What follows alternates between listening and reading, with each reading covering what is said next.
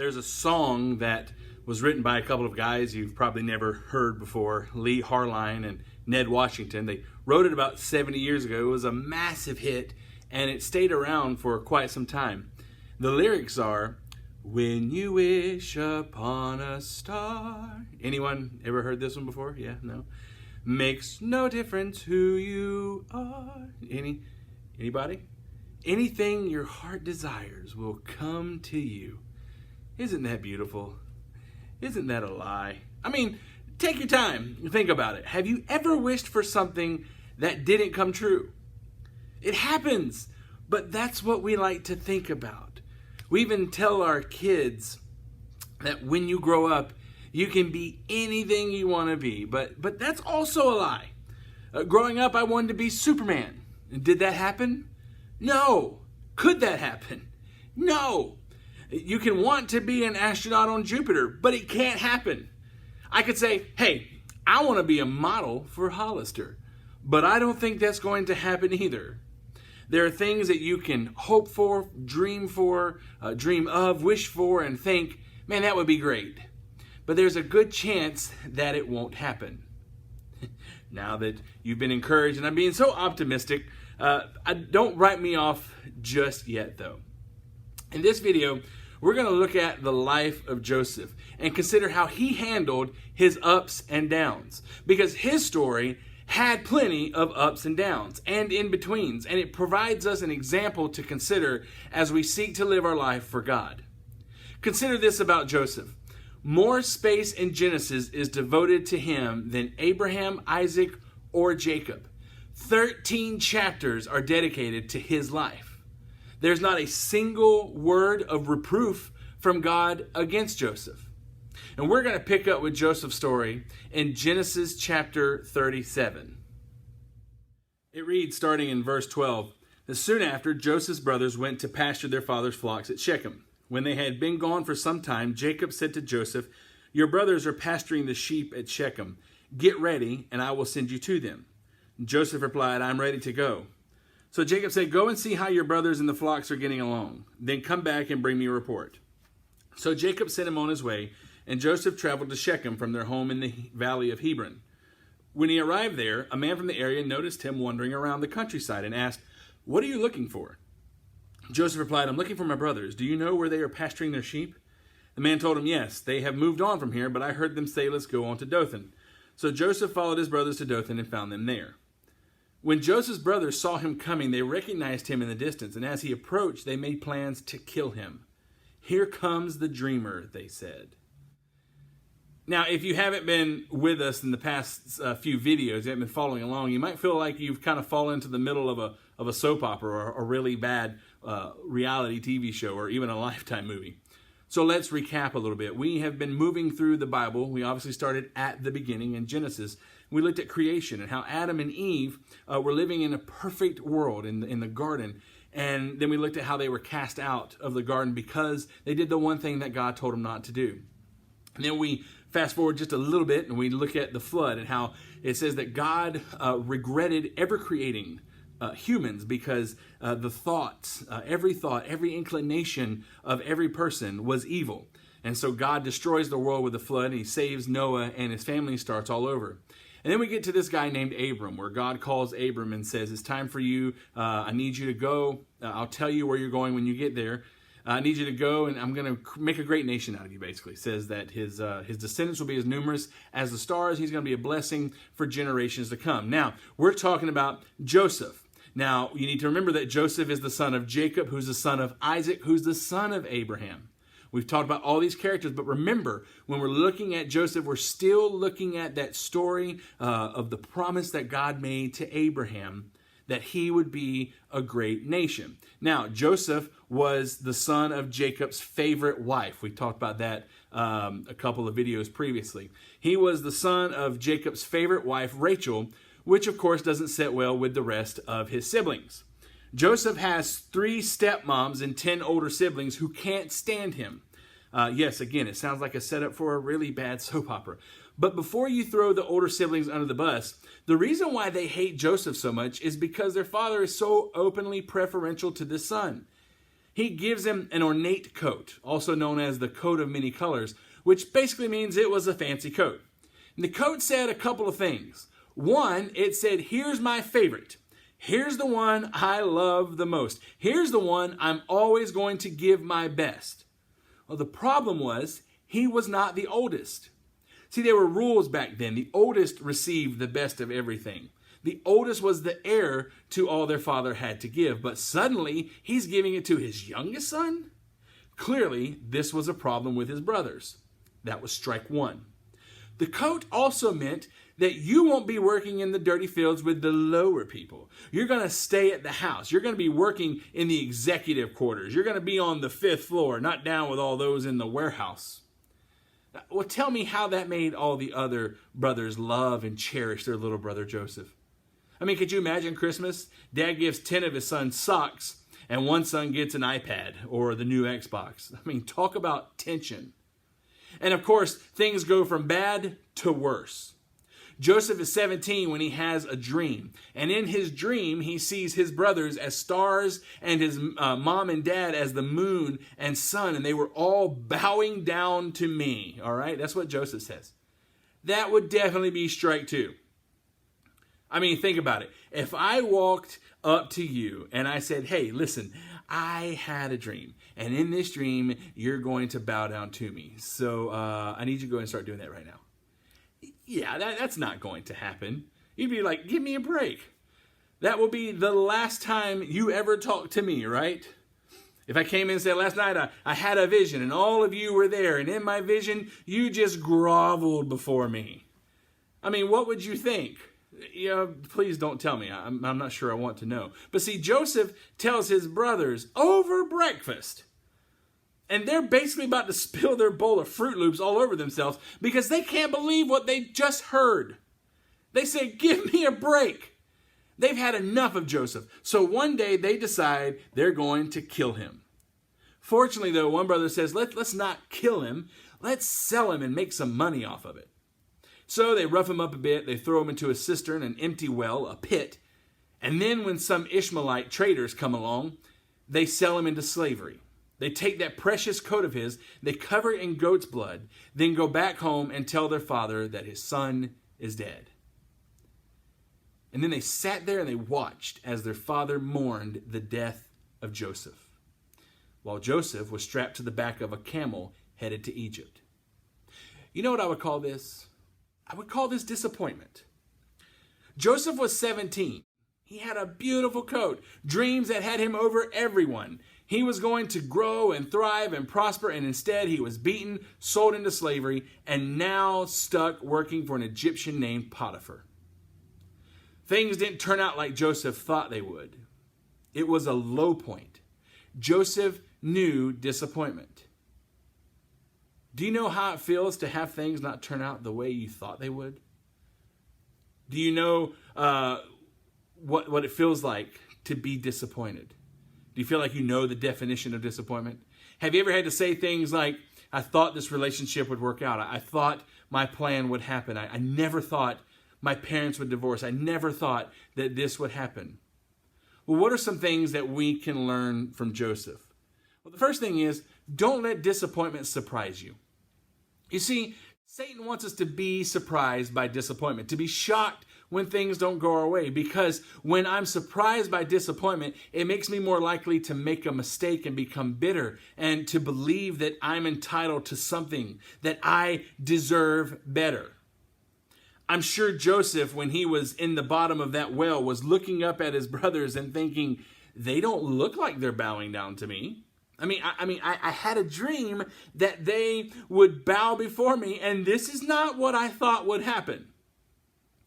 I bet when he was standing at that auction block and people are bidding on him, I'm sure he looked around and thought, why aren't these people bowing before me? This is not what my life plan looked like. Unfortunately, we're taught the first 2 years of our lives that we are the center of the universe. I mean, think about it. Babies, they're like little pharaohs. They scream, I'm hungry, and someone comes running with something to eat. They scream, dirty diaper, and someone comes running to change them. They speak, and it happens. And then when they get about 2 or 3 years old, suddenly mommy and daddy have to tell them, you're not Pharaoh, put that down. And they say, but I want it. And you say, but it doesn't matter what you want. And then what do? Yep, lay down on the floor and start their little tantrums. Or so I've heard. I've never experienced it myself. The first 2 years of your life were probably the best. It's probably a little depressing to think about it, but really think about it. If you started screaming and pitching a fit in your home or at school or in your office or wherever you might be, would someone come running to you and say, oh, what's wrong, little Johnny? Are you hungry? Do you need a bagel? Now, I think Joseph later in life would look back and tell us, don't let disappointment surprise you. It's going to happen. But another lesson is don't let disappointment shape you. See, I'm glad Joseph's story doesn't end there. You see, he goes on to serve in Potiphar's house, and he starts at the bottom and he works his way to the top. Potiphar saw something different in Joseph, that everything he touched was blessed. And so Joseph found favor in Potiphar's eyes and put him in charge of his entire household and everything in it. I mean, all Potiphar had to do was to feed himself. Joseph took care of everything else. Things looked bad for Joseph. His brothers beat him up and sold him. But here was Joseph again at a high point. Things were looking good for Joseph. But if anyone had the right to be shaped by disappointment, it would have been Joseph. He could have said, well, my brothers did this to me, so I'm going to do something bad too. Because Potiphar wasn't the only one Joseph had gained favor with. Potiphar had a wife at home as well. In Genesis 39, Joseph's story starts a downward spiral again. It says, starting in verse 6, so Potiphar gave Joseph complete administrative responsibility over everything he owned. With Joseph there, he didn't have to worry about a thing except what kind of food to eat. Joseph was a very handsome and well-built young man, and Potiphar's wife soon began to look at him lustfully. She demanded, come and sleep with me. But Joseph refused. He told her, look, my master trusts me with everything in his entire household. No one here has more authority than I do. He has held back nothing from me except you because you are his wife. So how could I do such a wicked thing? It would be a great sin against God. You got to know that Joseph could have easily thought, well, all these bad things have happened to me. I think I can take one day off and do something for me, right? Others have thrown me in the pit, but this woman wants me. She thinks I'm awesome. But he doesn't do that. Have you ever let disappointment or frustration shape your way of thinking? Someone has been rude to you or not done what you wanted, so you treat them back the same way. I think a big thing that we need to realize is that disappointment is not a ticket for disobedience. It is a challenge to do the right thing, even when you're not treated right. And I think Joseph, later on in his life, would tell us, don't let disappointment shape you. But poor Joseph, he just can't catch a break. He tells Potiphar's wife no over and over and over again, but she just wouldn't give up. So one day she goes all out and literally throws herself at him. But then he literally runs. But when he runs, he leaves his cloak behind. And so she frames him. And she says that he tried to seduce her. So naturally, Potiphar is angry and has him thrown in jail. Here we have Joseph again at another low point. You see, Joseph's life, it was up, down, and up, down, and up, down, and up, down. Here he is, he's in prison. He's lost everything again. And yet the prison warden sees something in Joseph and ends up putting him in charge of all those held in the prison and everything that happened there. The warden didn't have to worry about anything under Joseph's care. Things start looking up for Joseph. In prison, he meets the king's cupbearer and baker, and they had dreams. So Joseph interprets the dreams for them and tells the cupbearer, please don't forget me when the Pharaoh takes him out of prison. But the cupbearer forgot Joseph, and he spends 2 more years in prison. Well, after those 2 years, Pharaoh has a dream. Then the cupbearer suddenly magically remembers Joseph, and he tells Pharaoh about him. And Pharaoh calls for Joseph to come and interpret his dreams. Joseph tells him that his dreams meant that there would be 7 years of abundance and then 7 years of famine. Pharaoh then appoints Joseph to be in charge of prepping for that famine. So he becomes the second greatest leader in Egypt just under Pharaoh. Another high point for Joseph. The famine hits, And who comes to Egypt looking for food? Yep, Joseph's brothers. And Joseph doesn't let on at first that it's him. He asks him about their father, about their youngest brother. He wants the whole family before him. And when his brothers are before him, he reveals to him, to all of them, that he is Joseph. And how do his brothers respond? Gaping wide mouth. But what does Joseph do? He embraces his brothers. He forgives his brothers. He loves them, and he gives them all that they need. See, Joseph didn't let his disappointments shape him. He didn't let anger control him or bitterness direct him. Joseph's life was up and down the whole time, but there's one more lesson we need to learn from Joseph. See, whether you're at a high point in your life, a low point, or you just feel like you're coasting along, I think Joseph would put his arm around you and ask you, who's with you? What do you mean, who's with me? Well, when things are going bad, what's the question that we hear the most? Where's God? You're disappointed? Where's God? Things don't go well? Where's God? My plans are not shaping out like I want them to be. Where's God? I'm being persecuted. I'm being pressed on every side. People are turning on me. Where's God? And if I were in Joseph's shoes, I would have asked over and over and over again, where is God? And it's funny because no less than 3 times the Bible says that the others looked at Joseph's life and said, God is with him. No matter what Joseph was going through, whether it was a high or low, whether it was prosperity or prison, whether it was a high position or as a servant for someone else, or in the bottom of a dried up well, God was with him. Maybe you thought that all of this was sort of negative, that it wasn't really a message of positivity. But it tells me a lesson that I've needed to hear for so many years in the highs and the lows. You see, times will come when we are tested. There will be highs, there will be lows. There will be disappointments. Things will not go our way. But through all of that, what we need to know is that no matter where we are in life, God is with us. And if we realize that God is with us, then we have to realize that God is up to something. He's making something happen. He's working. Joseph even told his brothers in Genesis chapter 50, verse 20, you intended to harm me, but God intended it for good to accomplish what is now being done. As we finish up our time together, my hope is that we all know and believe that God is with us and God is working. Joseph could not have known that by bringing his family to Egypt, that he was actually saving their lives. That he was giving them a home to grow in for years.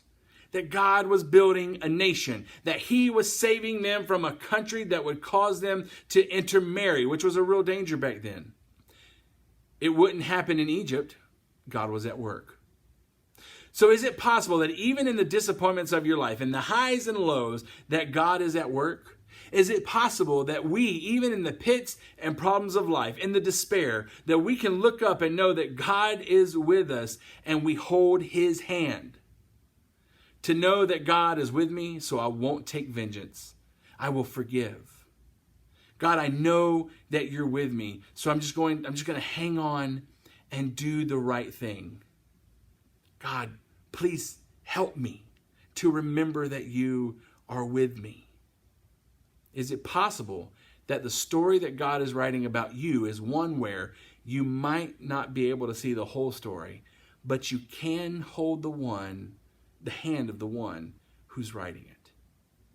Have a blessed week.